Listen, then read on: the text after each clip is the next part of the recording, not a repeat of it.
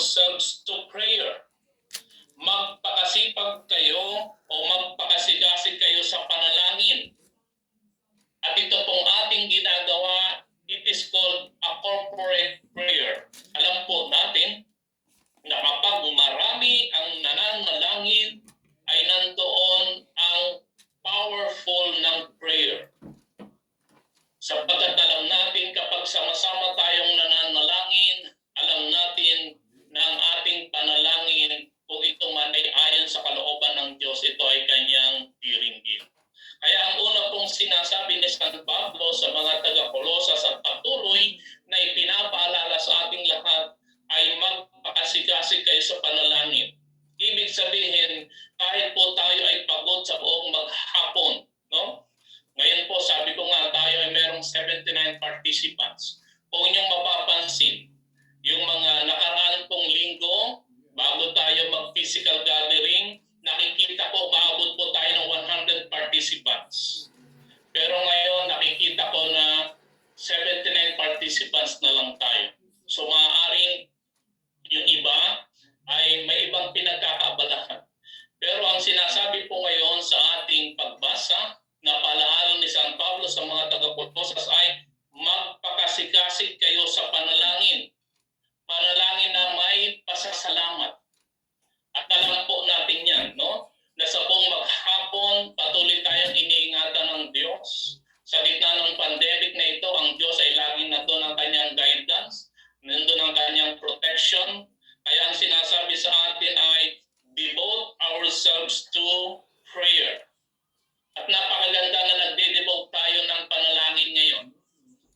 Though medyo konti tayo ngayon dahil 79 participants unlike ng mga nakaraang mga linggo na tayo maabot ng 100. Pero ang ating ginagawa ngayon ay isang pagpapatunay na bawat isa sa atin ay naglalaan ng panahon kahit pagod, kahit may ginagawa tayo. Pero yung tenga natin, alam natin na ito ay binubuksan natin ang ating puso, ang ating isip, ang ating kalooban, at yung salita ng Diyos na ating naririnig ngayon, anuman yung ating ginagawa, ay patuloy na nagre-rema sa bawat isa sa atin.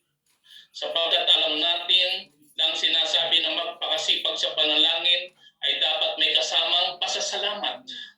Sapagkat yun naman talaga ang totoo na dapat nating gawin. Yung tayo magpasalamat sa Diyos sa ating panalangin sapagkat sa loob ng maghapon, nakauwi tayo sa bahay ng safe and sound. May mga pagkakataon po, may mga lumalabas sa bahay, papunta kung saan man sila pumunta, pero hindi na po sila nakakabalik na malusog ang katawan. May mga pangyayari na sila ay nagkakaroon ng hindi magandang experience sa labas. May mga na-aksidente.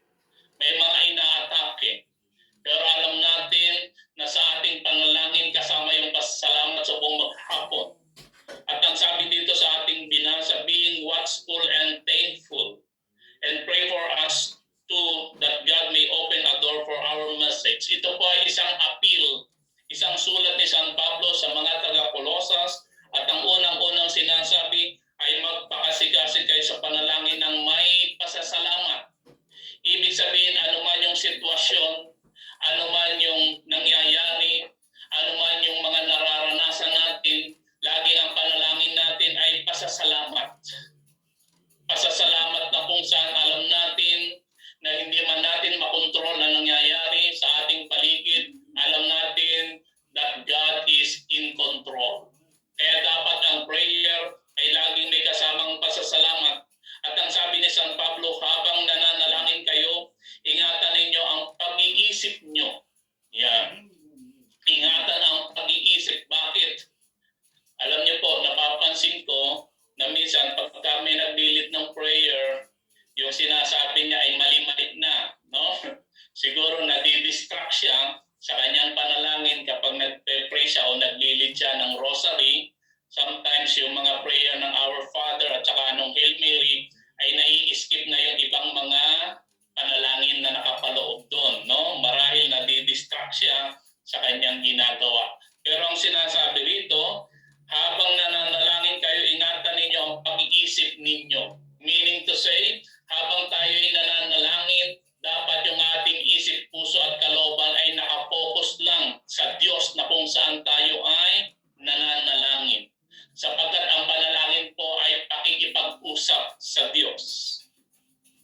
is not a monologue, it is a dialogue. Tayo ay nananalangin sa Diyos sapagkat alam natin na ang Diyos ang tutugon sa ating panalangin. No? Kaya ngayon lagi niyang sinasabi, ask and you shall receive. Seek and you will find. Knock and the door will be open to you.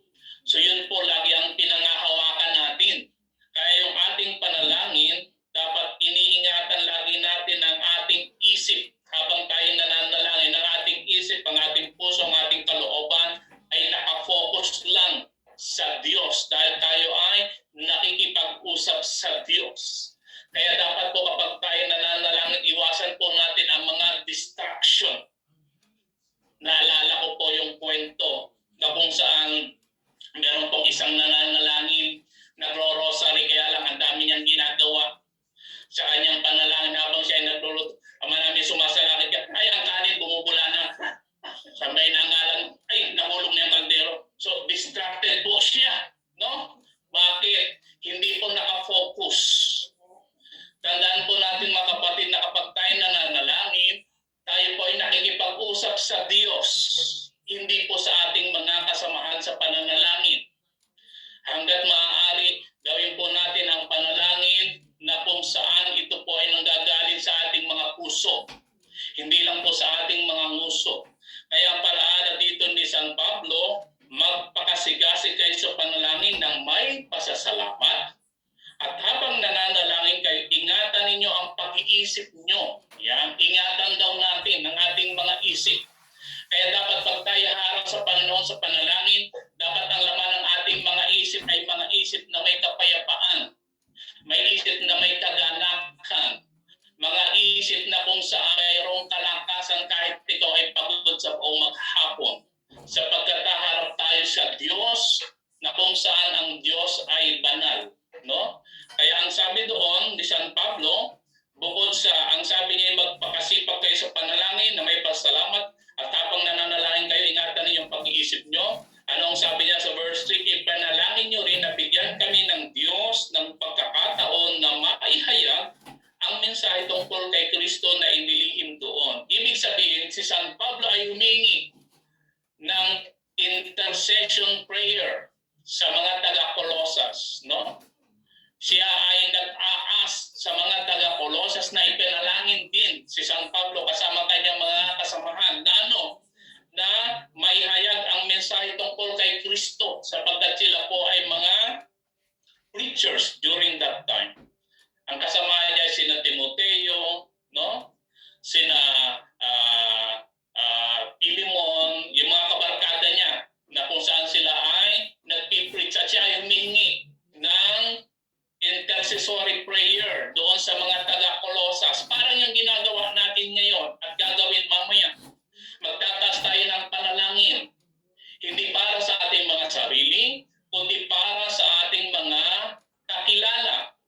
Unang-una doon sa mga namumuno sa ating simbahan, namumuno sa gobyerno, yung ating mga kaibigan, kamag-anakan, kababayan na may mga sakit at karamdaman. So pinakikita doon ang kahalagaan ng intercessory prayer sapagkat maging si San Pablo ay humihingi ng panalangin sa mga taga-Colosas. Ipanalangin niyo rin na bigyan kami ng Diyos ng pagkakataon na maihayag ang mensahe tungkol kay Kristo na inilihim doon. Ibig sabihin si San Pablo ay humihingi ng panalangin. At yan po ang kagandahan. We pray each other. No? Kaya nga kapag itinataas sa panalangin, yung ating mga kapatid, binabanggit yung mga pangalan, binabanggit yung kanilang mga dapat gawin. So alam natin na ang bawat isa sa atin ay nagiging instrumento upang tayo ay maging tagapamagitan sa pananalangin. We are all intercessory prayers. Lahat po tayo. Sapagkat alam ko na ang panalangin natin ay hindi lang nakatuon sa ating pansariling kahilingan. Kaya nga, ang ganda ng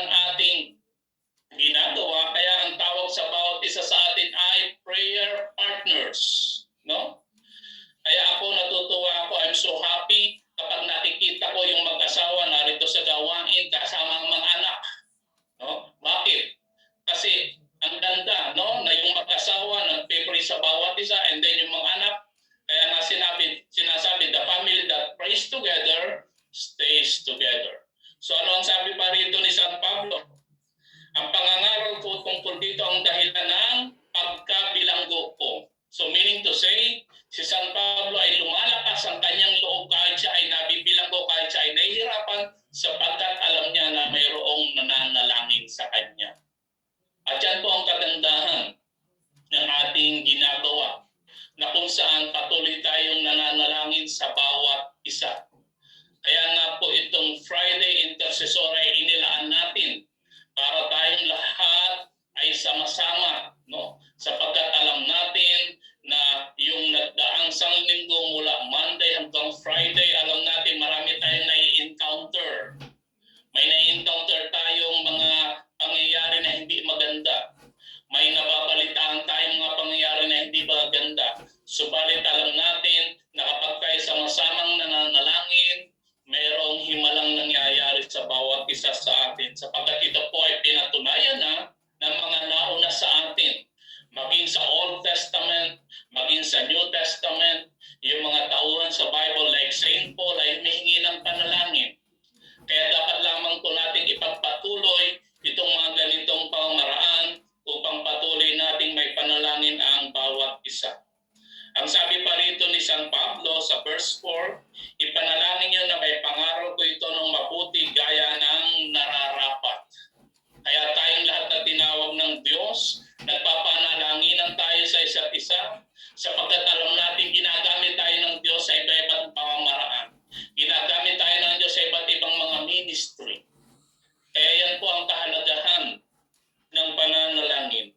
At ang sabi pa niya rito sa verse 5, maging matalino kayo sa pakikitungo sa mga hindi mananampalataya. No? At samantalahin yung lahat ng pagkakataon na maibahagi ang pananampalataya nyo. Be wise in the way you act toward other outsiders. Make the most of every opportunity. Samantalahin daw lahat ng pagkakataon na may bahagi ang pananampalataya. No? Kahit doon sa hindi natin mga kasamahan dito sa gawain.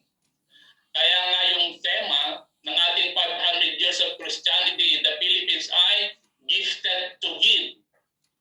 Bawat isa po sa atin ay pinagkalooban ng Diyos ng kaloob na kung saan itong pinagkaloob sa atin ay dapat din nating ibahagi.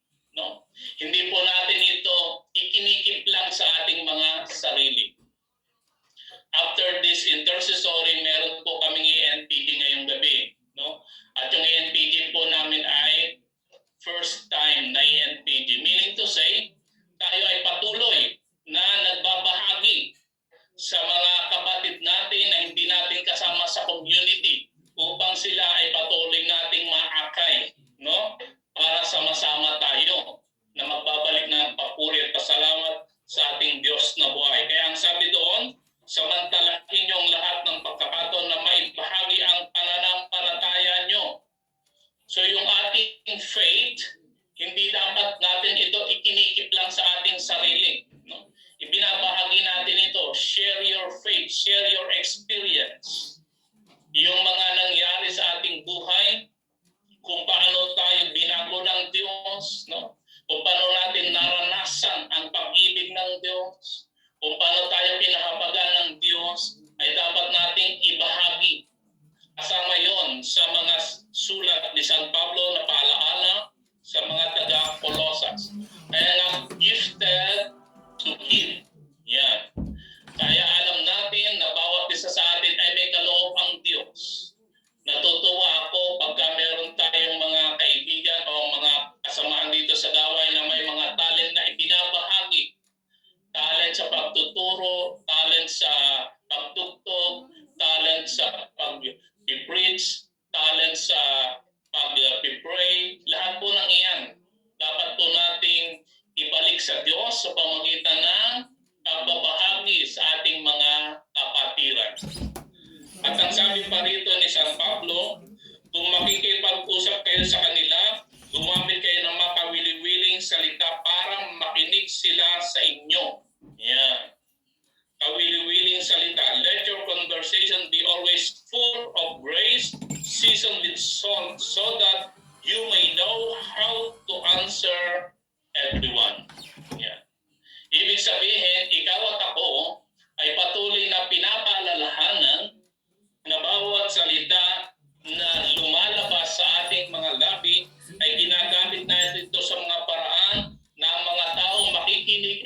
masisihan. Ibig sabihin ng season with salt, ibig sabihin yung iyong sasabihin dapat ay masisihan ang makikinig. Ibig sabihin meron itong taste, meron itong lasa, no? Na kung saan ang makikinig ay makakakuha sa iyo ng wisdom or knowledge ayon sa iyong sinabi, sapagkat alam natin na ikaw at ako ay patuloy na ginagamit ng Diyos. Yan. Kaya dapat yung sasabihin natin ay laging may power. Power saan? Power upang ito'y magbigay ng kalakasan do sa mga nanghihina, no? Power kung saan ito'y magkakaroon ng kagalingan sa mga may sakit at karamdaman, lalo na yung spiritual sickness. Kaya dapat ingatan natin yung ating mga sinasabi. Kung paano tayo nananalangin sa Diyos, nakikipag-usap sa Diyos, dapat ganon din yung ating pakikipag-usap sa ating mga kapwa, kasamahan. Lalong-lalo na yung hindi natin kasamahan dito sa gawain.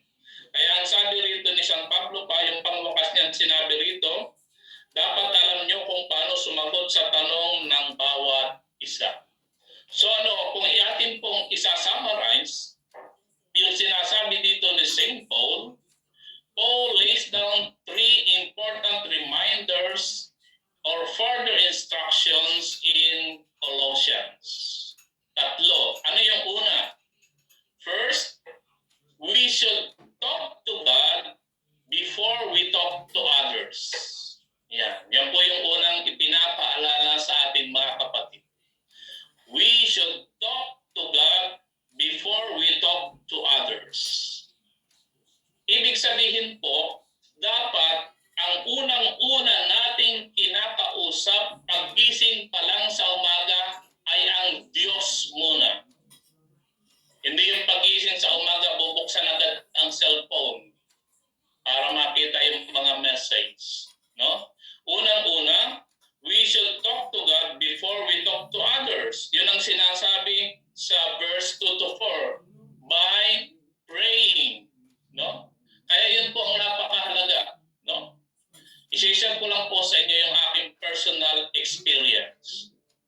Ako po, pag gising ko, hindi ko po iaapak yung paa ko sa sahig, nasa floor, kung saan na ako nakahiga na bed, hanggang hindi muna po ako nananalangin.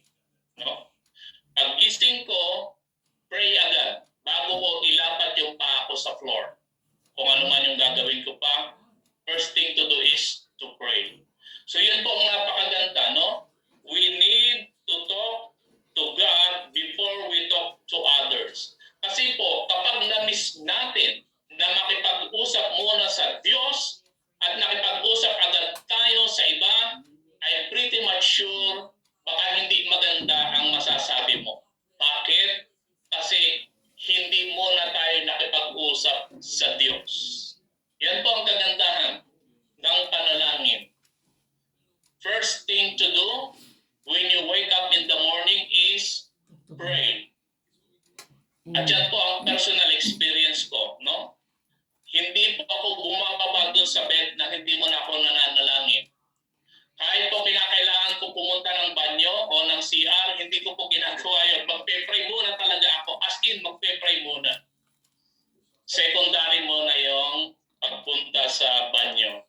So what I'm trying to say, we should talk to God before we talk to others.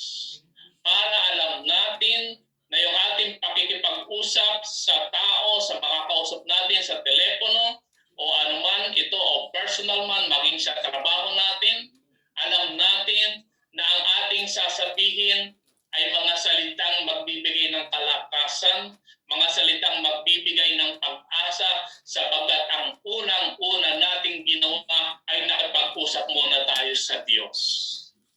So yan po yung ipinapaalala sa ating lahat, ayon sa sulat ni San Pablo sa mga taga-Colosas. Kaya ang sabi niya doon, devote yourselves to prayer, being watchful and thankful. Devote, nandun yung the word devote, which is devotion, meaning to say with love, with feelings, with care. So pag sa prayer, pag nakipag-usap muna tayo sa Diyos, sigurado ako mga kapatid, yung pakikipag-usap natin sa sino man, maging sa telepono, maging sa personal, maging sa trabaho, sa buong maghapon kapatid, alam ko na magiging maganda ang ating pakikipag-usap sapagkat unang-una, nakipag-usap muna tayo sa Diyos. Amen. Kapag na-miss po natin yan mga kapatid, iba ang takbo na maghapon. No? Yung sa ating pagmamadali, dahil tayo ay nalilate, dahil nami-miss natin na makipag-usap muna sa Diyos bago tayo makipag-usap sa ibang tao, I'm pretty much sure baka may masabi tayo na hindi maganda. Kaya nga ang ganda ng ating routine, ng ating buhay, no?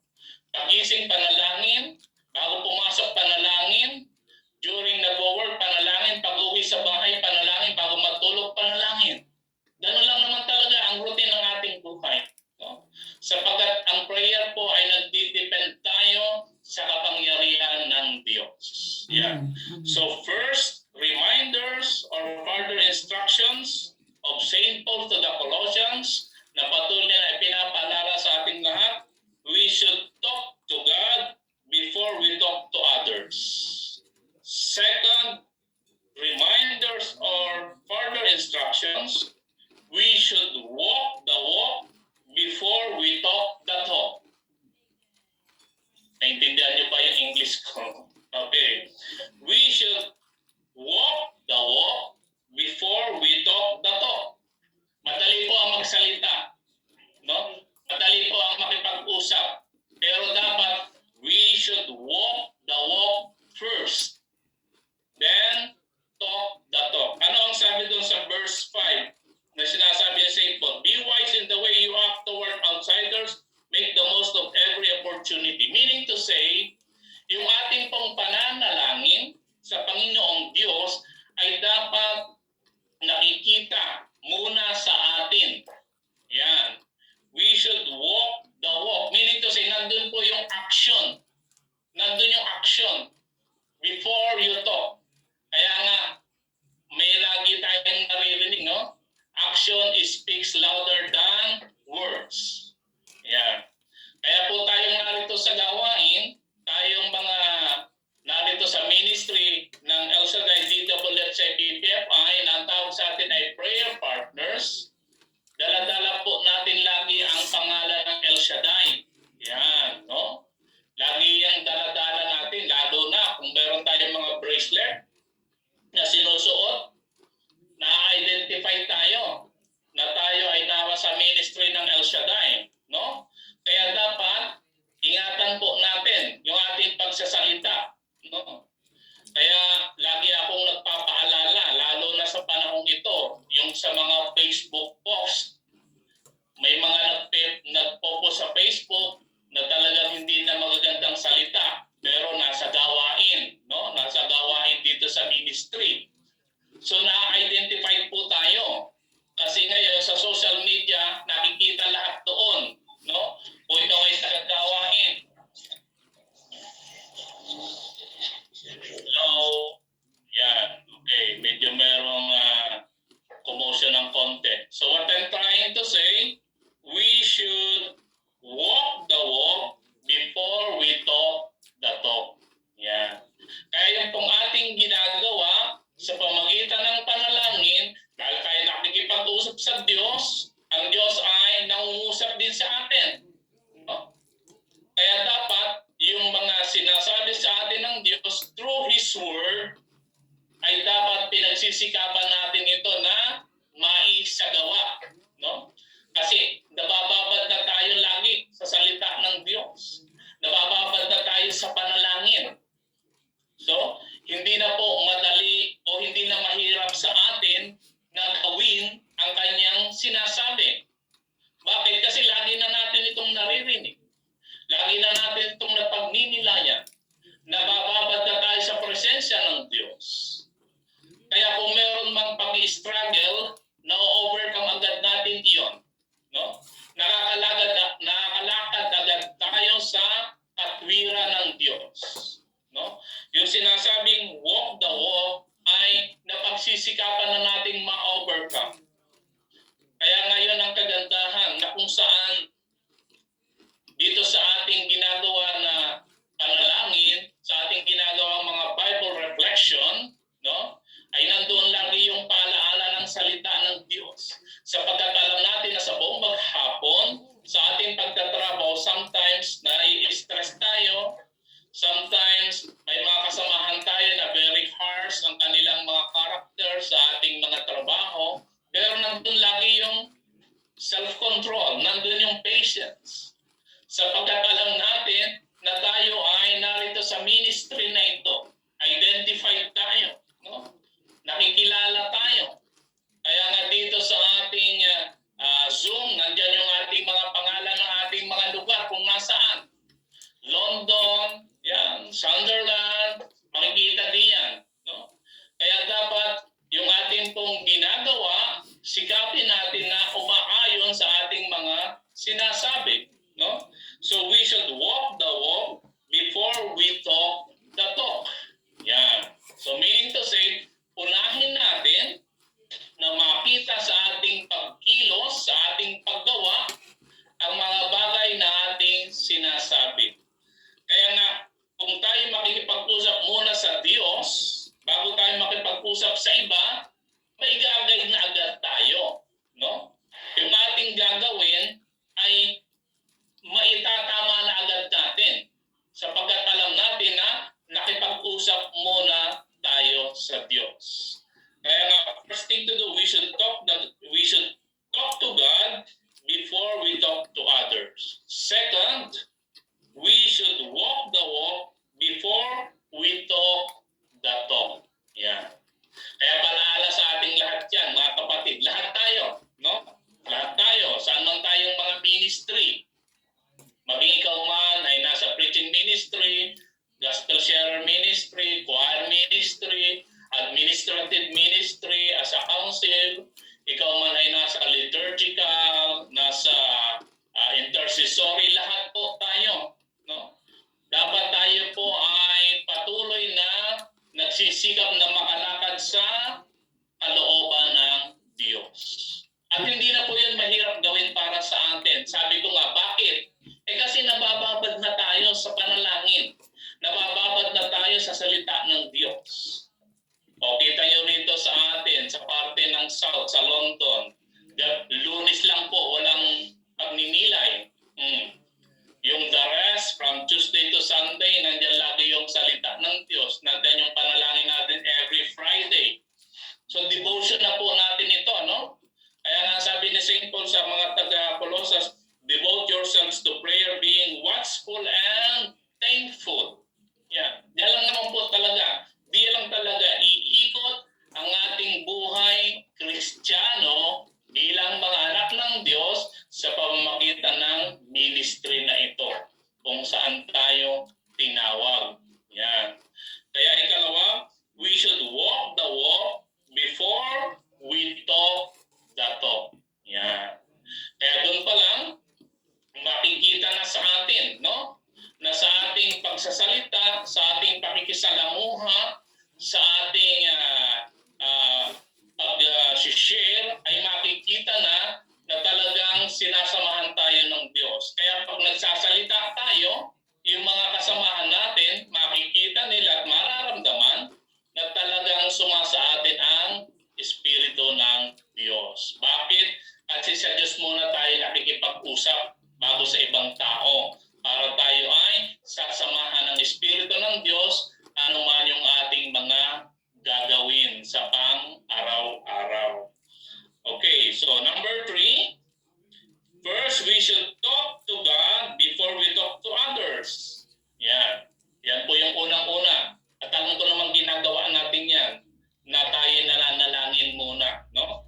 So dapat panalangin, nandun yung may pasasalamat, nandoon yung iniingatan yung ating pag-iisip sapagkat alam natin na itong ating isip ang port of entry ni Satan.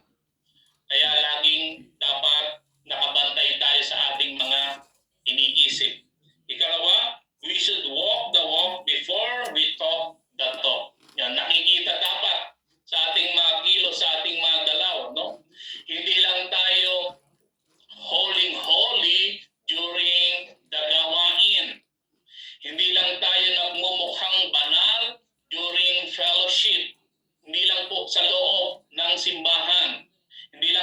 loob ng gawain, maging sa labas, in and out.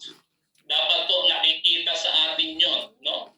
Sabi ko nga, hindi po yan mahirap gawin. Bakit? Muli kong uulitin, almost every night mayroon tayong Bible sharing, and every Friday meron tayong prayer intercessory. So nabababad po tayo lagi sa presensya ng Diyos. Magkaroon man tayo ng error, magkamali man tayo, minimal na po yun, maliit na lang yun. No? Hindi na po yun grabing pagkakamali. No? Yes, magkakamali pa rin tayo, pero hindi na po ganun kagrabe. Konti na lang po yun. No? Hindi na talaga masasabing grabing pagkakamali. Bakit? Kasi nagkakaroon na po tayo ng conviction. Nagkakaroon tayo ng conviction. No? Bago natin gawin yung isang bagay, alam natin hindi tama at mabuti, may conviction na eh. May conviction na. No? Naalala ko yung commercial noon sa atin sa Pilipinas, yung sabong Safeguard. Kapag yung Safeguard na sabon ay iyong gagamitin, anong sasabihin doon sa commercial na yon? Ako ang iyong konsensya. O di ba? Safeguard sabon lang yun. Pero nangongonsensya. How much more ang Holy Spirit within us? Kaya this time of season of Lent, patuloy tayong pinapaalalahanan. Yung laging prayer, fasting, almsgiving, lagi pong ipinapaalala yun. No? Kaya nga yung ating gospel this coming Sunday, ano ang sabi doon? Repent. No? To repent or to perish. Gusto mo magsisi o mapahamak ka? The choice is yours. Di ba? Ganun lang naman. Anong gusto mo? Magsisi ka o mapahamak ka? O siyempre, doon tayo sa magsisi. Ayaw naman natin na mapahamak tayo. Di po ba? Pero ang sinasabi ko nga, dahil tayo ay babad sa panalangin, babad tayo sa salita ng Diyos, may iwasan na natin yung malaking pagkakasala. Magkasala man tayo na hindi talaga may iwasan because human as we are, we have our own weaknesses. Mangyayari na magkakamali tayo. Pero sabi ko nga, maliit na lang yun. Hindi na yung grabe. Bakit? Kasi lagi tayong napapalahanan ng salita ng Diyos at ng panalangin na lagi nating ginagawa sa ating buhay pananalangin. So last, una, we should talk to God before we talk to others. Second, we should walk the walk before we talk the talk. Gawa muna, nakikita muna. Madali na yung magsalita. Ang mahirap yung gawa. Kaya dapat doon tayo agad unahin yung mahirap. Ganun naman talaga. Kapag inunan mo na yung mahirap, at nalagpasan mo yung mahirap, the rest, hindi na mahirap yan. Kasi nalagpasan mo na yung mahirap. Okay. Ikatlo, we should spread the word before our lips fall forever silent. Meaning to say, kailangan lagi nating magsasalita ng mga bagay na alam nating makabubuti. Alam nating makapagpapalakas. Kaya lagi nating naririnig sa quote ng ating punong lingkod, yung galing sa Salmo, that life and death is at the tip of your tongue. Kaya ang sabi doon na St. Paul, let your conversation be always full of grace, seasoned with salt, full of grace. Yun daw ating pakikipag-usap ay laging dapat punong-puno ng pagpapala. Yan. Para yung mga nakakausap natin ay magkaroon ng kalakasan, magkaroon ng pag-asa, no? Magkaroon ng sigla ang buhay.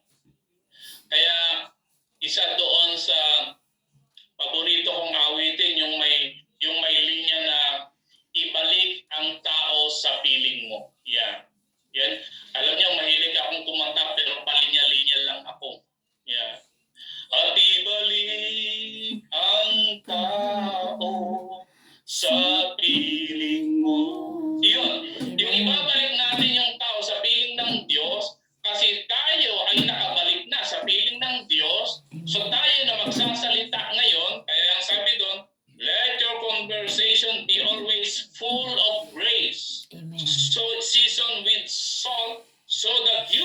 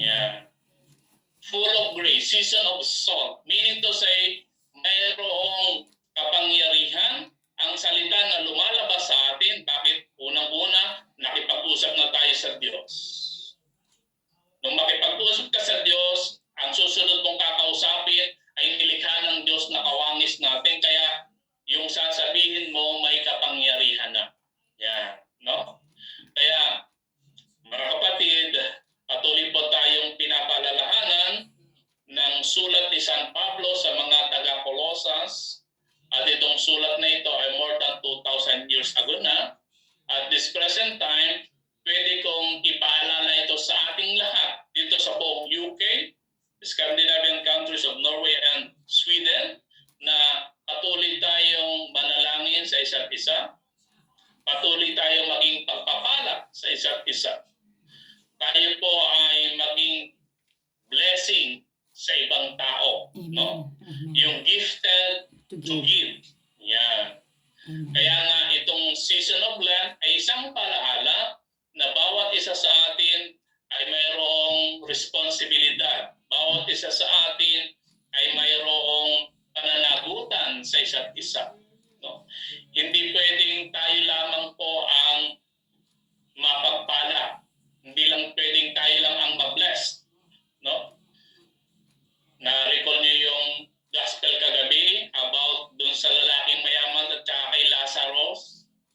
Yung lalaking mayaman talaga nagpasasa sa kanyang pagkain, sa kanyang mga bihis, yung pulubi nandun sa pintuan ng bahay niya, gusgusin, may sugat. Pero hindi niya ito inintindi, no? Hindi niya ito binigyan man lang kahit mumo ng pagkain niya, no? So hindi siya nagkaroon ng habag, hindi siya nagkaroon ng awa, nagpasasa siya. Eh nung namatay, anong nangyari? Yung si Lazaro nandun sa piling ni Abraham, yung mayaman nandoon sa Hades. Yeah. The choice is yours.